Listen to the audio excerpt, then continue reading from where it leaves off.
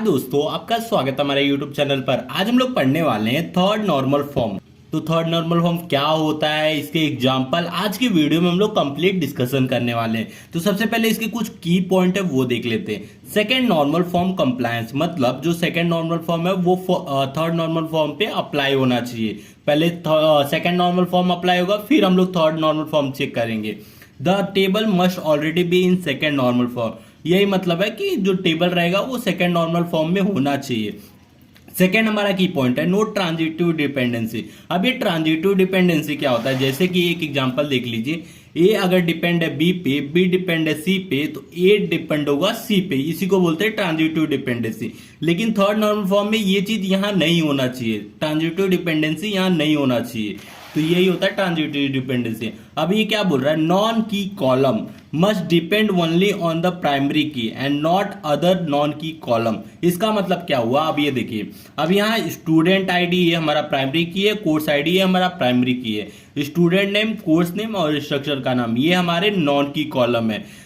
ये जो हमारे नॉन की कॉलम है ये सब डिपेंड होने चाहिए हमारे प्राइमरी की पे। किसी भी नॉन की कॉलम पे डिपेंड नहीं होना चाहिए। तो यही होता है नो ट्रांजिटिव डिपेंडेंसी, मतलब कि जो हमारे नॉन की कॉलम रहेंगे वो ओनली प्राइमरी की पे ही डिपेंड होंगे, नॉन की कॉलम पे डिपेंड नहीं होंगे। अब यहाँ एग्जांपल के लिए देखिए, पूरा एक टेबल है, इस टेबल में student ID, student name student ID पे डिपेंड है, कोर्स नेम कोर्स आईडी पे भी डिपेंडेंट है। अब जो कोर्स का नाम है वो किसने लिया है, एलिस ने लिया है, तो कोर्स नेम स्टूडेंट नेम पे भी डिपेंडेंट है, मतलब ये नॉन की कॉलम पे डिपेंडेंट है। अब इंस्ट्रक्टर का नाम बोले तो ये भी कोर्स आईडी पे डिपेंडेंट है, ये भी कोर्स आईडी पे, लेकिन इंस्ट्रक्टर का नाम ये देखिए कोर्स नेम पे भी डिपेंडेंट है, तो यहाँ भी नॉन की कॉलम हो रहा है। तो हम लोग क्या करेंगे, एक स्टूडेंट का टेबल बनाएंगे और एक कोर्स आईडी, कोर्स नेम और इंस्ट्रक्टर नेम का एक टेबल बनाएंगे, जिससे ये जो दो टेबल के बीच में जो ट्रांजिटिव डिपेंडेंसी हो रही है वो दूर हो जाएगी।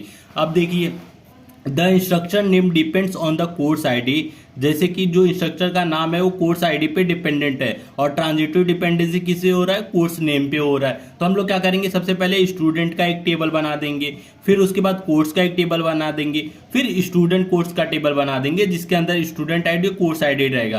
तो इस पे कैसा होगा कि जो भी हमारे नॉन की कॉलम रहेंगे वो ओनली प्राइमरी की पे ही डिपेंड रहेंगे। अब देखिए, ये भी नॉन की कॉलम, ये भी नॉन की कॉलम, अब ये डिपेंड है इस पे, ये डिपेंड है इस पे। अब इंस्ट्रक्टर का नाम कोर्स नेम पे डिपेंडेंट नहीं रहेगा, क्यों नहीं रहेगा, क्योंकि अब देखिए, अब जो ये पूरा एक टेबल था इसके लिए हमारा एक जो नॉन की था वो नॉन की कॉलम से जुड़ जा रहा था, डिपेंडेंट हो रहा था, लेकिन अब हमने क्या किया, सेपरेट कर दिया। अब एलिस नाम का जो स्टूडेंट है वो अलग है, कोर्स का अलग है, तो इसीलिए इंस्ट्रक्टर का नाम और कोर्स नेम पे डिपेंडेंट नहीं है।